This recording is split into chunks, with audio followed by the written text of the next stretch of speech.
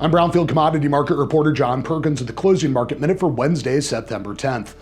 Soybeans and corn both ended the session lower, continuing their efforts to get ready for Friday's USDA supply, demand, and production numbers. Overall, the trade is expecting at least some cut to the USDA's yield estimate on both crops, but the trade is still expecting the USDA to report some pretty large production this year on both corn and soybeans. Definitely worth a note, though, this is the first field-based survey numbers of the season for corn. That's going to be watched very closely, especially after the dry finish to the season in some key U.S. growing areas. Ahead of that, Thursday, the USDA will put out their usual weekly export sales numbers, and CONAB's going to have their updated outlook for Brazil's crops. Wheat closed lower, also waiting for the USDA's supply, demand, and production numbers out on Friday, expecting minimal adjustments to U.S. and world ending stocks.